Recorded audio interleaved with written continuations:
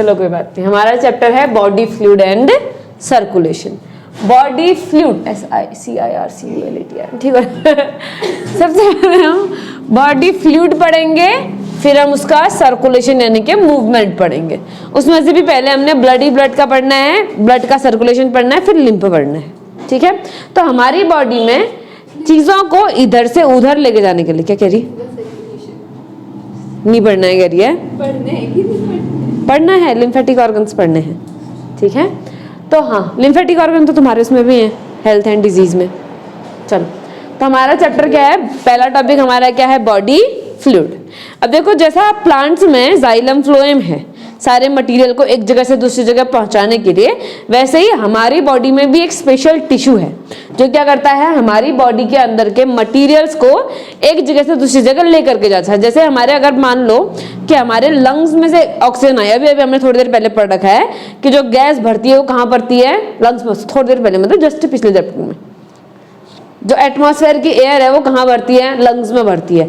अब इस एयर में से ऑक्सीजन को हमारी सेल, हमारे बॉडी के हर एक सेल तक पहुंचाना है।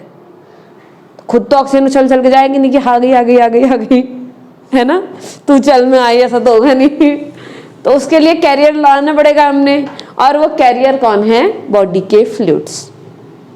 या फिर हम लोग मान लो हमारे डाइजेस्टिव सिस्टम में से कुछ डाइजेशन होकर के एब्जॉर्ब हो गया, glucose, amino acid, nitrogenous bases, fatty acids, glycerols, ये सब एब्जॉर्ब हो गए, डाइजेशन के एंड प्रोडक्ट्स हैं। अब एब्जॉर्ब होकर के भी तो इनको हर बॉडी के पार्ट में पहुंचाना है। जहाँ ग्लूकोज की रिक्वायरमेंट है वहाँ ग्लूकोज को पहुंचाना है, जहाँ प्रोटीन की रिक्वायरमेंट है वहाँ अमीनो एसिड्स को पहुंचाना है। हर चीज को अपनी अपनी रिक्वायरमेंट वाली जगह पहुंचाना है। उसके लिए भी हमें क्या चाहिए, एक कैरियर चाहिए। और वो कैरियर क्या है, वो कैरियर है बॉडी का फ्लूइड। या फिर हमारी बॉडी में डिफरेंट ग्लैंड्स हैं। इतनी सारी ग्लैंड्स में से डिफरेंट टाइप के हार्मोन्स, डिफरेंट टाइप के एंजाइम्स रिलीज हो रहे हैं। और जब ये एंजाइम्स और हार्मोन्स रिलीज होते हैं तो हमें क्या करना पड़ता है, इन एंजाइम और हार्मोन्स को पिकअप करके बॉडी के अलग अलग पार्ट तक पहुंचाना पड़ता है कि नहीं है। क्योंकि अगर मान लो कोई हार्मोन ऐसा है जो ब्रेन में रिलीज हुआ है तो उसको ब्रेन की जरूरत है कि किसी और ऑर्गन को जरूरत है। जब किसी और ऑर्गन को जरूरत है तो उसको वैसे वहां पहुंचाना पड़ेगा ना, और वो काम भी कौन करेगा, बॉडी के फ्लूइड करेंगे। अब ये बॉडी के जो फ्लूइड हैं ये क्या कर रहे हैं, बॉडी के एक पार्ट को दूसरे पार्ट से कनेक्ट कर रहे हैं। इसलिए इसको हम किसके अंदर रखते हैं, कनेक्टिव टिश्यू के अंदर रखते हैं। बॉडी फ्लूइड कितने टाइप के हैं हमारे पास में, 2 टाइप के हैं। एक है ब्लड और दूसरा क्या है, लिम्फ। एक मिनट, हाँ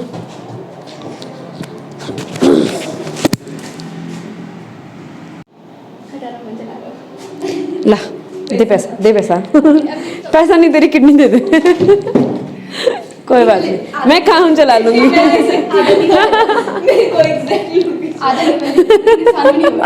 करेक्ट, मुझे एग्जैक्ट लोकेशन पता है। एक स्कैल्पल मेरे पास है भी घर में। मैं बढ़िया तेरी किडनी आउट कर दूंगी, फिर चाहे किसी और को ही हो पाए ना हो पाए, आउट तो कर दूंगी। लीवर तो मैं अपना भी दे दूंगी, वो तो बाद में बन ही जाता है। चलो ब्लड, ठीक है, 2 हैं, ब्लड और लिम्फ। पहले हमने किसको पढ़ना है, ब्लड को, फिर हम लिम्फ को पढ़ेंगे। अब ये जो ब्लड है, ब्लड में होता है 2 कंपोनेंट। किसी भी टिश्यू में 2 पार्ट होता है। एक तो होता है फ्लूइड पार्ट जिसको हम क्या बोलते हैं, मैट्रिक्स, और दूसरा होता है सेलुलर पार्ट।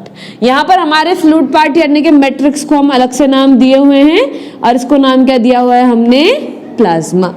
दूसरा है हमारा सेल्यूलर पार्ट जिसको हम ब्लड कॉर्पसेल्स कहते हैं। क्या बोलते हैं, ब्लड कॉर्पसेल्स, ब्लड के कंपोनेंट्स, ठीक है। अब कहानी आती है प्लाज्मा की। प्लाज्मा क्या है, fluid part of the blood. यानी कि जैसे समझ लो, जैसे समंदर है, समंदर में पानी है, पानी के ऊपर बोट्स तैर रही हैं या फिर वो आइसबर्ग्स तैर रहे हैं, बर्फ के टुकड़े तैर रहे हैं। मूवी में ऐसे ऐसा था ना, वही याद आ रहा था मुझे, ठीक है, Titanic.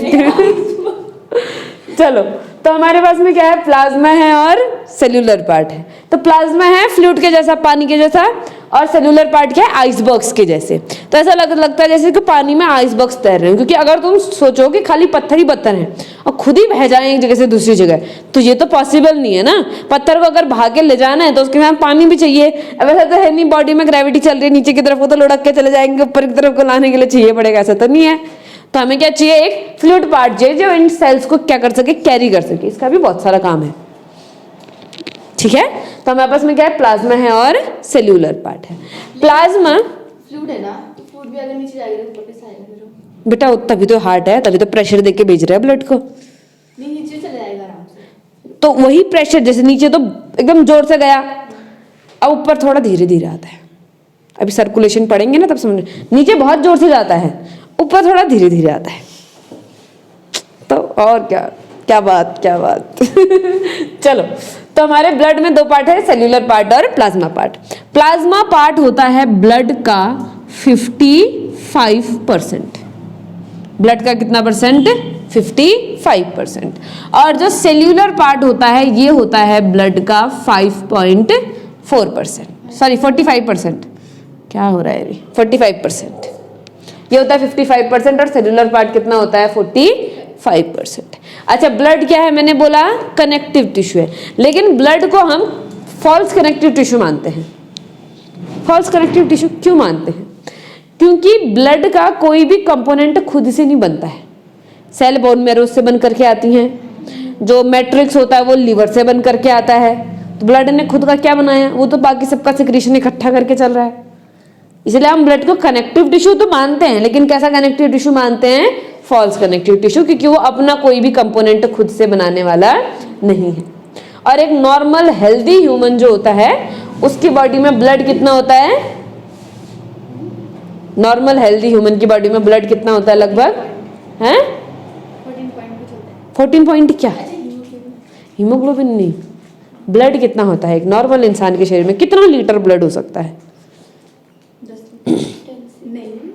5 to 6 litre, 5 to 5.5, 10 to 12 नहीं था, 12 to 16 था haemoglobin in 100 ml of blood. होगा कुछ, हीमोग्लोबिन थोड़ी पढ़ रहे हैं फिर अभी। हाँ 12 to 16 रेंज है, उसमें से 14 नॉर्मल है, 12 तक भी जा सकता है, 16 तक भी जा सकता है, इससे नीचे या ऊपर जाएगा तो दिक्कत होगी।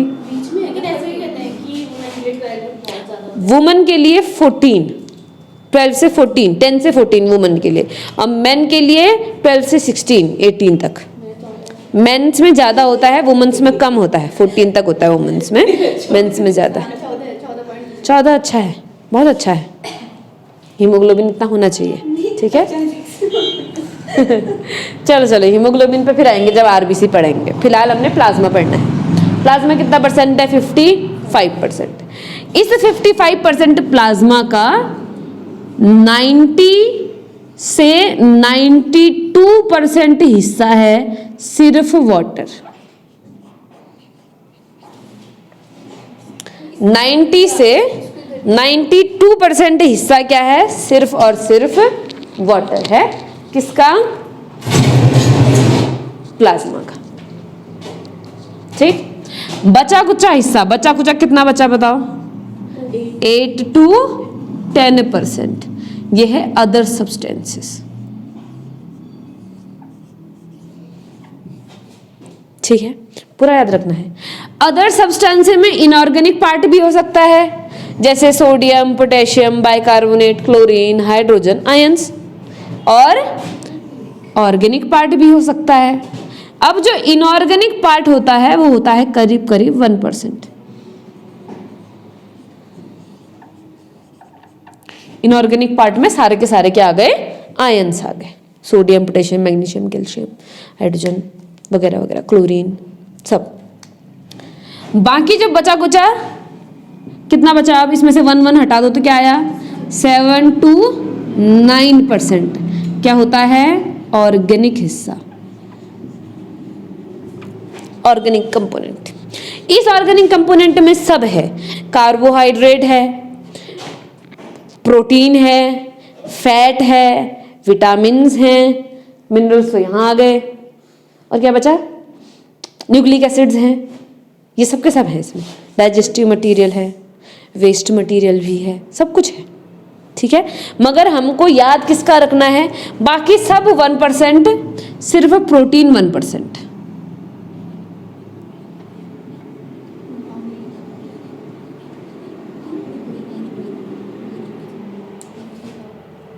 बाकी सब 1%, बचा कुचा सब सबसे ज्यादा क्या होता है, प्रोटीन पार्ट होता है। इन प्रोटीनों में भी 4 मेजर प्रोटीन हैं जो हमारे ब्लड के प्लाज्मा में हमको मिलती हैं, जिनका हमें नाम और अमाउंट याद रखना है। 2 3 4 5 6 7 8 चलो, कितने हैं हमारे पास में, 4 ऐसे प्रोटीन हैं जो मेजर प्रोटीन हैं, जो ब्लड में काफी ज्यादा प्रोमिनेंटली प्रेजेंट होते हैं और इनका काम भी बहुत अच्छा है। सबसे पहला प्रोटीन है एल्ब्यूमिन। एल्ब्यूमिन प्रोटीन, ब्लड पढ़ दिया तुमने कभी, कभी पढ़ा जिंदगी में ब्लड, स्कूल में, घर में, किताब में, इस चैप्टर के फर्स्ट पन्ने में लिखा है albumin.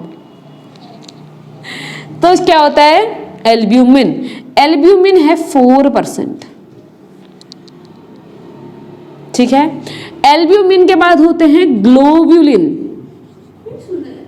Globulin IgE, IgG, IgA, globulin protein, हाँ एंटीबॉडी वाले, ग्लोब्यूलिन प्रोटीन होते हैं एंटीबॉडी वाले, एंटीबॉडी बनाते हैं, बॉडी के डिफेंस में काम करते हैं, ठीक है। ग्लोब्यूलिन होते हैं 2 to 2.5%, अप्रोक्सीमेटली 2, तो इनका रेशियो क्या आएगा 2:1। या अगर मैं ग्लोब्यूलिन का रेशियो एल्ब्यूमिन के साथ पूछूं, बुक ना ये पेपर ना ये घबला करता है, क्या बोलेगा, what is the ratio of albumin and globulin in blood plasma, और रेशियो दिया होगा 2:1, 1:2 या 1:1 या 2:2, तो आंसर क्या होगा 2:1। सेम क्वेश्चन होगा, बस बोलेगा what is the ratio of globulin with albumin in blood plasma, तब क्या होगा 1:1। नाम देख लेना कौन पहले लिखा कौन बाद में लिखा है, शब्द के खेल में घबला करेगा, ठीक है। कौन आगे लिखा है उसका रेशियो भी आगे होना चाहिए, कौन पीछा लिखा है उसका रेशियो भी पीछा होना चाहिए, ठीक है। थर्ड होता है हमारा प्रोथ्रोम्बिन,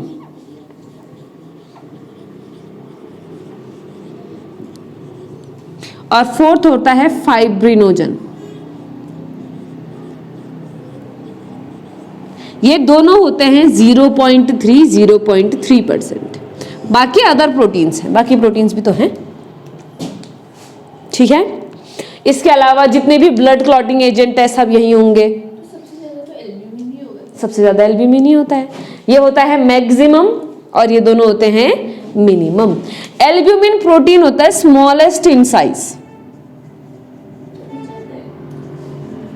बहुत छोटा होता है, और इसका काम होता है ब्लड ऑस्मोटिक प्रेशर को मेंटेन करके रखना, ब्लड के ऑस्मोटिक प्रेशर यानी कि आयन बैलेंस करना मेजरली अगर हम बोले तो, ठीक है। ग्लोब्यूलिन का काम डिफेंस में होता है तुम्हें पता है, प्रोथ्रोम्बिन और थ्रोम्बिन का काम किस, और फाइब्रिनोजन का काम किस में होता है, ब्लड की क्लॉटिंग में। सबसे छोटा कौन है एल्ब्यूमिन, और सबसे बड़ा है फाइब्रिनोजन।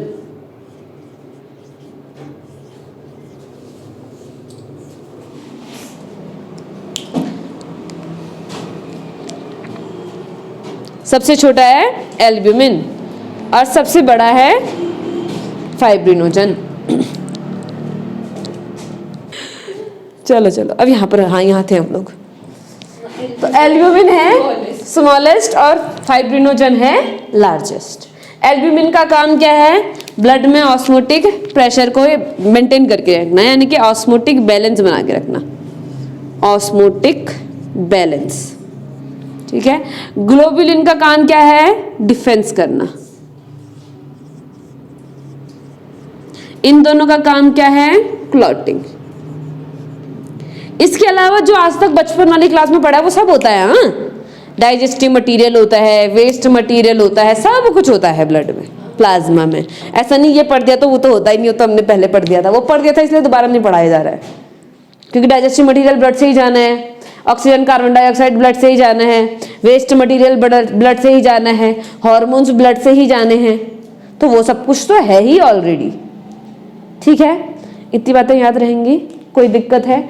मिनरल्स में हमारी बुक में कुछ मिनरल्स लिखे हुए हैं, जैसे सोडियम आयन है, कैल्शियम आयन है, मैग्नीशियम आयन है, क्लोरीन आयन है, HCO3 नेगेटिव आयन है। Cl और HCO3 तो हम पढ़ ही चुके हैं ऑलरेडी। इतना, ये क्या हो गया हमारा ब्लड का प्लाज्मा पार्ट। ध्यान रहेगा, इस फ्लो चार्ट को बना लो एक बार फटाक से। चलो सेल्यूलर वाली साइड में लिखना ऐसे करके RBC, दूसरा WBC, तीसरा प्लेट प्लेटलेट। एक वो आंटी है, हाँ। तो उनकी तबीयत खराब हो रही थी, तो हमारे घर में क्या बोलते उसकी प्लेटें गिर रही हैं। अब मैं कह रही प्लेटें कैसे गिर रही हैं? प्लेटलेट्स गिर गई।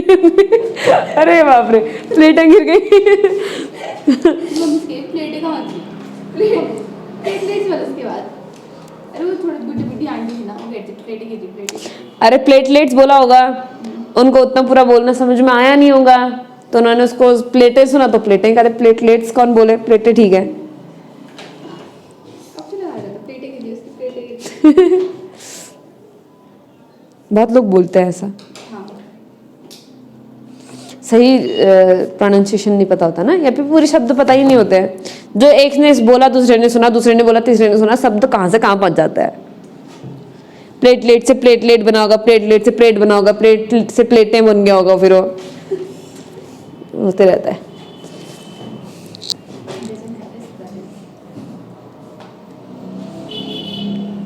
मजे आते हैं धीरे से बात सुन के। हाँ अरे मेरे को पहले समझ नहीं आया प्लेटें होती क्या।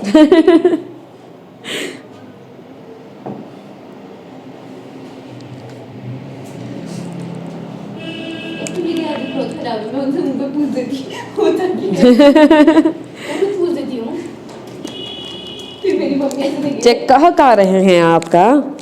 फिर मेरी मम्मी ऐसे देखेगी मेरे को, ये उनके सामने बोलना चाहिए। तो ये तो बोल जा पहले तू वैसे भी तो बोल सकती है। क्यों ले।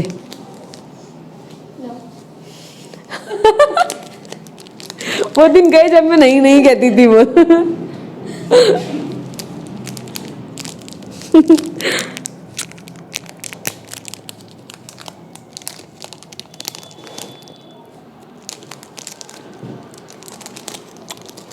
तो पूरा ही फट गया, पैक कैसे करें इसको। Hello, You know my habit. इधर के लिखा है कल है other substances.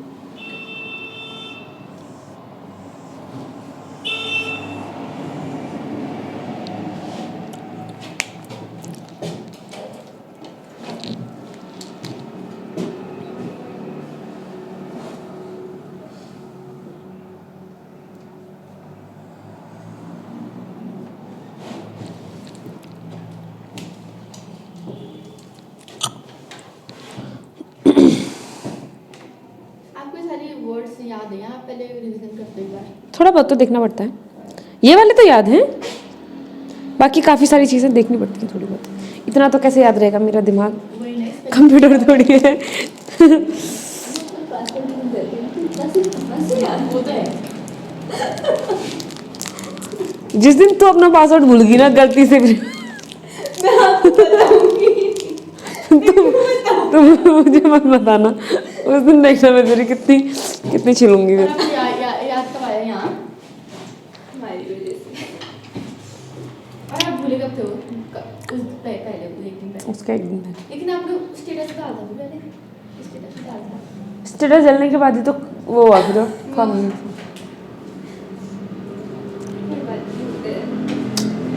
दुख दर्द अब तो मेरे को कोई फर्क नहीं पड़ रहा, फर्स्ट दिन दुख हुआ था थोड़ा। जब उनको याद है तब ज्यादा दुख होता है। तभी फिंगरप्रिंट तो लगे होंगे।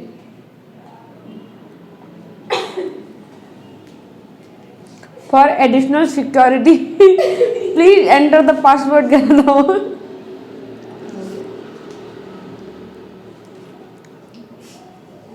इतना खतरनाक होता है।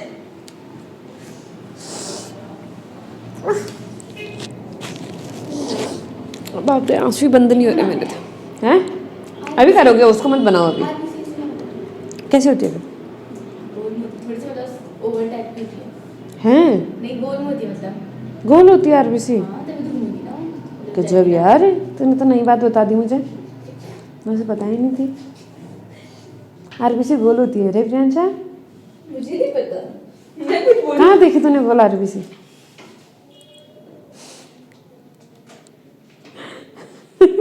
ठीक बोल रही है। वैसे ऐसे हाँ, 2 गोले क्यों बनाते हैं फिर उसमें? ये साइड व्यू है। बलून देखा कभी? बलून गुब्बारे को अगर तुम बीच में से पिचका दो, बीच में से पिचका दो तो ऐसे देखोगे तो गोल दिखेगी, लेकिन अगर किनारे से देखोगे तो बीच में से पिचकी दिखेगी, किनारे से मोटी दिखेगी। वही है ये।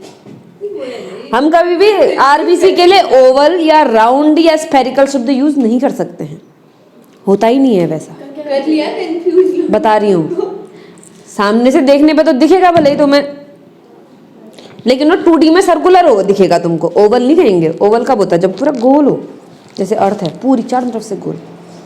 ओवल अंडे के जैसी एक शेप्ड है। अर्थ का अपना ही एक शेप है। अंडे से कंपेयर कर लेते हैं हम, लेकिन नहीं, अंडे के जैसी है। संतरा अंडरा जो भी बोलते हो तुम, एग शेप्ड कहते थे पहले, आजकल एग शेप्ड भी नहीं कहते हैं, आजकल अब जियोइड शेप कहते हैं। जियोइड मतलब अर्थ का शेप, अर्थ का अपना ही कैरेक्टरिस्टिक शेप है। हम कंपेयर और उसे कर सकते हैं, लेकिन किसी के जैसा नहीं है, और बदल भी नहीं रहा कि बार बार बदलता जाएगा, सेम ही है। कितना देर लगा रही हैं मैडम? तनिक फास्ट कीजिए। मैक्सिमम कौन सा वाला प्रोटीन होता है प्लाज्मा में? ये तो लिखा है। मैक्सिमम अमाउंट में कितना होता है? कौन सा होता है मैक्सिमम? एल्ब्यूमिन। मिनिमम कौन सा होता है? फाइब्रिनोजन और प्रोथ्रोम्बिन। ठीक है, चलो इन सब का नाम एनसीईआरटी में दिया हुआ है, मेंशन्ड करके स्पेसिफिकली। ठीक है, जिनका नाम दिया है उनका नाम तो कभी भी नहीं भूलना है, जिनका नाम नहीं दिया है उनका भी नहीं भूलना है, जिनका दिया उनको तो बिल्कुल नहीं भूलना है। जैसे एनसीईआरटी में लिखा नहीं है इनऑर्गेनिक 1% होता है, मगर जब ऑर्गेनिक 7 to 9% होता है तो ऑब्वियसली इनऑर्गेनिक बचा हुआ 1% होगा ना। चलो अब हम किसके ऊपर आते हैं? आरबीसी के ऊपर। तो जो ये हमारा सेल्यूलर पार्ट होता है, इसका जो फर्स्ट हमारा कंपोनेंट है ब्लड कॉर्पसल है, उसको हम क्या बोलते हैं? रेड ब्लड कॉर्पसल या फिर रेड ब्लड सेल भी बोल देते हैं हम। ठीक है, इसको विज्ञान की भाषा में बोला जाता है इरिथ्रोसाइट्स। क्या बोला जाता है? इरिथ्रोसाइट्स।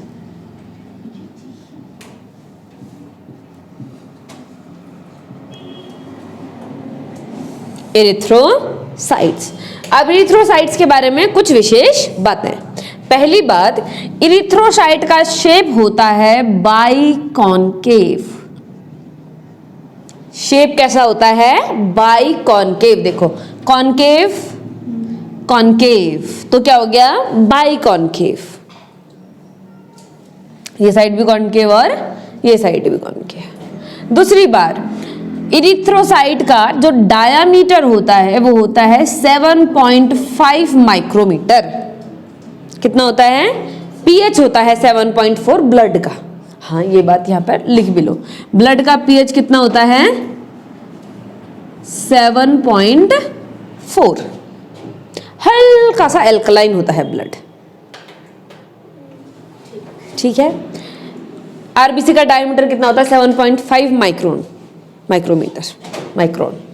अगला, आरबीसी जब मैच्योर नहीं होता है, यानी कि जब यंग आरबीसी होता है तो उसके अंदर न्यूक्लियस होता है, लेकिन जब आरबीसी मैच्योर हो जाता है, मैच्योर्ड आरबीसी यूनिक्लिएटेड, यानी कि न्यूक्लियस उसमें क्या होता है? एब्सेंट, ठीक है। एक्सेप्ट 2 मैमल जिनमें न्यूक्लियस हमेशा रहता है आरबीसी में, वो हैं कैमल एंड लामा। लामा क्या होता है? जो बकरी टाइप वाला होता है। हाँ, कुछ याक टाइप का, मतलब वैसा ही 4 पाँव वाला ऑर्गेनिज्म, मतलब एनिमल है। अलग क्यों है उनसे? ये मैमल क्यों है? चलो ठीक है। अगली बात, आरबीसी के अंदर कोई भी सेल्यूलर ऑर्गेनल प्रेजेंट नहीं होता है, यानी कि इसके अंदर माइटोकॉन्ड्रिया नहीं होता है, इसके अंदर वैक्यूल नहीं होता है, इसके अंदर न्यूक्लियस तो ऑब्वियसली नहीं है, इसके अलावा इसके अंदर गोल्जी बॉडी नहीं होता है, एंडोप्लाज्मिक रेटिकुलम नहीं होता है, माइटोकॉन्ड्रिया नहीं होता है, तो क्रेब साइकिल भी नहीं होती है, यानी कि इसकी सारी की सारी एनर्जी किससे मिलती है? ग्लाइकोलाइसिस से मिलती है। यानी कि माइटोकॉन्ड्रिया में रेस्पिरेशन कौन सा वाला होता है? एनारोबिक रेस्पिरेशन, ठीक है। माइटोकॉन्ड्रिया में ग्लाइकोलाइसिस वाला होगा, ब्रेकडाउन होगा। ऑक्सीजन की जरूरत क्योंकि क्रेब साइकिल में है, वहां पर ऑक्सीजन की रिक्वायरमेंट हमको होने वाली नहीं है। अच्छा, और क्या पढ़ा था? हाँ, अब इसमें एंडोप्लाज्मिक रेटिकुलम नहीं है। एंडोप्लाज्मिक रेटिकुलम क्या करता है? एंडोस्केलेटन बनाता है सेल का, सेल को शेप दे करके रखता है। अब एंडोप्लाज्मिक रेटिकुलम नहीं है अगर, तो फिर इसको शेप कौन देगा भैया? इसको शेप देने के लिए आता है एक स्ट्रोमेटिन फाइबर्स। ये होते हैं स्पंजी फाइबर्स। इसकी वजह से जो आरबीसी का शेप होता है ना, फ्लेक्सिबल होता है, तो बाइकॉनकेव, लेकिन ऐसा पिचकू पिचकू जैसा जा सकता है इधर उधर। तो इसकी वजह से देखो क्या होता है, हमारी बॉडी की जो सबसे पतली ब्लड वेसल्स है ना, 5 माइक्रोमीटर की है, सबसे पतली वाली। आरबीसी अपने आप में 7.5 माइक्रोमीटर है। ये तो कभी जा ही नहीं पाता उस ब्लड वेसल में। क्या फायदा ब्लड वेसल बनाने का जब आरबीसी जा ही नहीं पाए वहां, तो है ना। इसीलिए ये 7.5 माइक्रोमीटर का आरबीसी 5 माइक्रोमीटर की ब्लड वेसल में घुस जा रहा है, क्योंकि उसके पास में अंदर एंडोस्केलेटन में कौन है? स्ट्रोमेटिन है, जो स्पंजी एंडोस्केलेटन बना रहा है। स्पंजी एंडोस्केलेटन दब दुब करके चल देगा आगे को, उसको दिक्कत नहीं होगी, ठीक है। तो स्पंजी एंडोस्केलेटन का क्या फायदा है? आरबीसी अपने आप को पतली पतली ब्लड वेसल्स में ले जा सकता है, ठीक है। अगली बात है, कितना अच्छा लग रहा है, लेकिन वो तो जैसे आरबीसी हम देखते हैं माइक्रोस्कोप में तो अलग दिखती है। कैसी अलग दिखती है? वाइट वाइट है। वाइट आरबीसी कहाँ दिखी तुझे? नहीं वाइट ही होता है वहाँ पर पूरा। मैंने सर से नहीं किया, तो सर कहता है मुझे डब्ल्यूबीसी याद आ रही है। डब्ल्यूबीसी हो सकती है ना वाइट में? तो मैंने तो लाल वाली देखी है कॉलेज में। मैं बता सकती हूँ तुझे वो क्या है करके, एक बार थोड़ा सा रुक जा। जो आरबीसी होता है, आरबीसी के अंदर एक पिगमेंट होता है जिसका नाम क्या है? हीमोग्लोबिन। और हीमोग्लोबिन पिगमेंट की वजह से आरबीसी का कलर कैसा होता है? रेड। मगर एक वेरिएशन है, अगर आरबीसी सिंगल होगी, अकेली आरबीसी होगी, तो इसका कलर पेल येलो, या फिर हमारी जो बुक है, हमारी बुक में स्ट्रॉ कलर बोला है। स्ट्रॉ कलर तो प्लाज्मा के लिए भी बोला है, यहाँ पर पेल येलो कलर का होगा आरबीसी। अगर अकेला होगा, अकेला, ठीक है। अगर क्लस्टर में होगा तो फिर कैसा दिखाई देगा? रेड दिखाई देगा। ब्लड के प्लाज्मा के लिए एनसीईआरटी ने बोला है कि ये स्ट्रॉ कलर का होता है करके। स्ट्रॉ मतलब भूसा। भूसा कैसे कलर का होता है? हल्का हल्का येलो ब्राउन टाइप का ना, उसी कलर का होता है प्लाज्मा हमारा। अच्छा, ये स्ट्रॉ कलर का किसकी वजह से होता है बता सकते हो? स्ट्रॉ कलर का प्लाज्मा किसकी वजह से होता है? कौन सा ऐसा मटेरियल है जिसकी वजह से प्लाज्मा का कलर ऐसा हो जाता है? कभी आरबीसी टूटती है सुना है तुम लोगों ने? कहाँ टूटती है? लिवर और स्प्लीन में। जब टूटती है आरबीसी तो क्या बनता है? दो पिगमेंट बनता है। एक पिगमेंट है बिलीरुबिन और दूसरा है बिलीवर्डिन। यानी पिगमेंट की वजह से, बिलीरुबिन की वजह से इसका कलर स्ट्रॉ कलर का दिखाई देता है। आरबीसी के टूटने से जो बिलीरुबिन बना है, बिलीरुबिन, बिल्ली का रूबी, बिलीरुबिन, ठीक है, उसकी वजह से प्लाज्मा का कलर क्या है? येलो। इसी की वजह से यूरिन का कलर भी येलो होता है। बिलीरुबिन बिलीवर्डिन की वजह से यूरिन का कलर भी येलो होता है। अब हमारे ब्लड में तो इसके अलावा आरबीसी भी है, तो उसने लाल लाल बना दिया सब कुछ। ना होता तो फिर हमको वैसा ही दिखा देता, पेल येलो कलर का। ठीक है, हाँ, कहाँ पहुंचे थे हम लोग? ब्लड में क्या होता है? हीमोग्लोबिन होता है। अच्छा, मैंने तुमको बताया था आरबीसी में हीमोग्लोबिन का अमाउंट कितना ना होता है, कि एक आरबीसी के अंदर कितने हीमोग्लोबिन के मॉलिक्यूल होते हैं? 200 से 300। 6.5 करोड़। उस दिन भी 200 से 300 ही खाता, कुछ तो इम्प्रूवमेंट ला। 1 करोड़ सोच रही थी। 26.5 करोड़ हीमोग्लोबिन होता है। एक हीमोग्लोबिन का मॉलिक्यूलर मास होता है 67200 डाल्टन। याद रखो तो अच्छी बात है, ना रखो तो भी चल जाएगा। एक हीमोग्लोबिन का मॉलिक्यूलर मास क्या है? 67200 डाल्टन। इतनी बातें ठीक हो गई हैं। अगली बात, जो हमारी हीमोग्लोबिन, जो हमारी आरबीसी होती है, आरबीसी की मेम्ब्रेन को क्या बोलते हैं? आरबीसी की मेम्ब्रेन्स को क्या बोलते हैं? मेम्ब्रेन का नाम क्या है?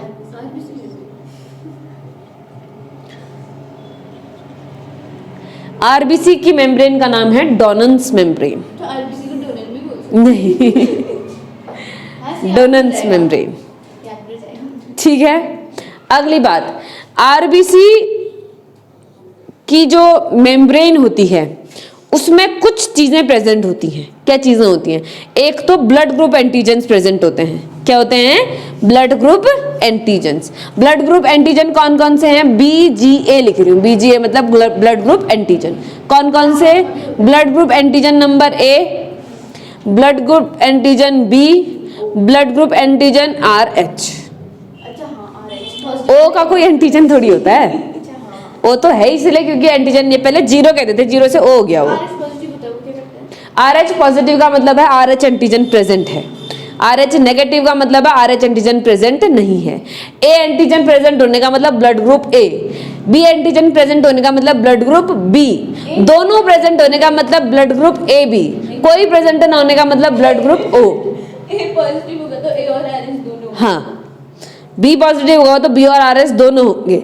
A नेगेटिव होगा तो सिर्फ A ही होगा, RH नहीं होगा। B नेगेटिव होगा तो सिर्फ B भी होगा, RH नहीं होगा। ठीक है, अगर A, B और RH तीनों हुए तो होगा AB पॉजिटिव। A और B हुआ, RH नहीं हुआ तो होगा AB नेगेटिव।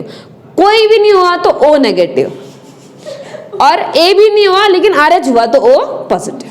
जैसे कि कुछ तो है मेरे पास है RH एंटीजन। और तुम्हारे पास तेरे को तो पता ही नहीं है, जब तेरे पास भी वही है, क्यों हंस रही है? नहीं होगा मेरा। क्या पता, कोई नहीं सकता। क्यों नहीं हो सकता? मेरे पापा तो पॉजिटिव हो गई हैं?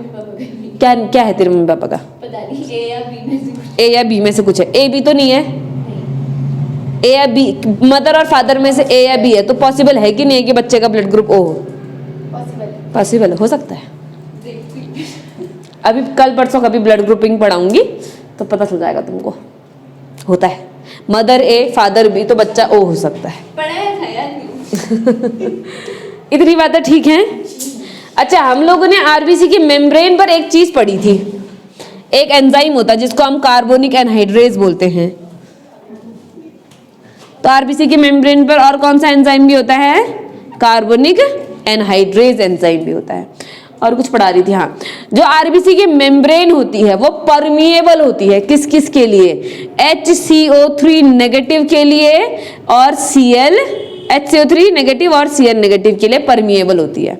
मतलब इन दोनों को आने जाने देगी, परमिएबल। परमिएबल, लेकिन सोडियम पोटेशियम के लिए क्या होती है, इनपरमिएबल, यानी कि सोडियम आरबीसी के अंदर नहीं आ सकता है, वरना सोडियम आरबीसी के अंदर जाकर के सोडियम बाइकार्बोनेट नहीं बना देता। चलो लास्ट एक बात है, लास्ट, किसी एक हेल्दी ह्यूमन में कितना आरबीसी हो सकता है और कितना हीमोग्लोबिन हो सकता है?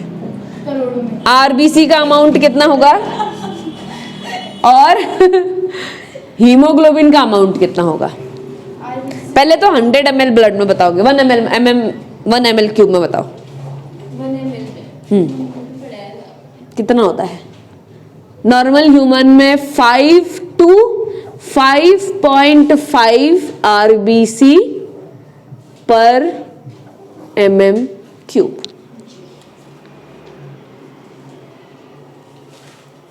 ठीक है, हीमोग्लोबिन कितना होता है 100 ml में? 12 to 16 ग्राम पर 100 ml। लेकिन इसमें मेल और फीमेल वेरिएशन आता है। कल पूछूंगी मेल में कितना आरबीसी होता है, फीमेल में कितना होता है, हीमोग्लोबिन मेल में कितना होता है, फीमेल में कितना होता है। हीमोग्लोबिन कितना होता है मेल में? कितना होता है? 12 to 16 के बीच में होता है। हाँ। 14 to 16 के बीच में होता है। और फीमेल में? और 10 to 14। 12 to 14। गर्ल्स में 11 तक का भी चलता ही है। हम कमजोर होती है। अच्छा, एक आरबीसी है, तो आरबीसी की पूरी जिंदगी कितनी लंबी हो सकती है? आरबीसी की जिंदगी 120 डेज की होती है। 120 से 127 डेज।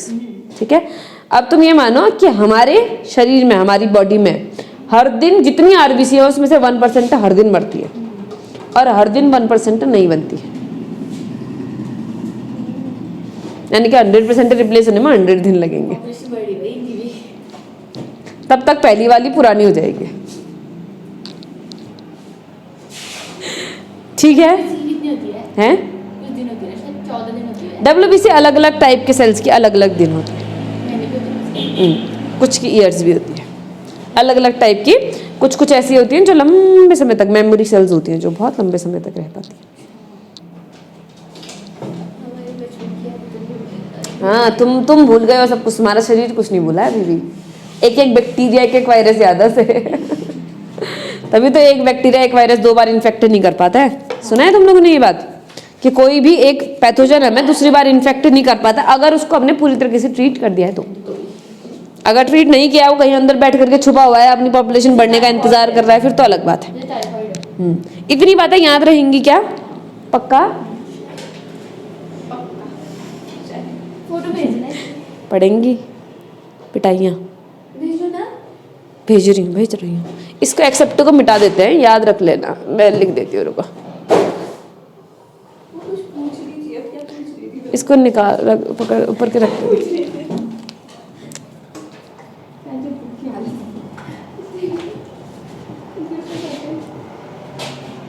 चलो, क्या पूछ रही थी? पूछ।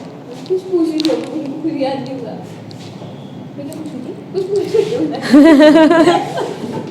क्या पूछ रही थी? तो वही तो हमें जानना चाह रहे हैं। मैं कुछ तो पूछ रही थी यार। तो ये तो हमें भी पता है। अरे सोच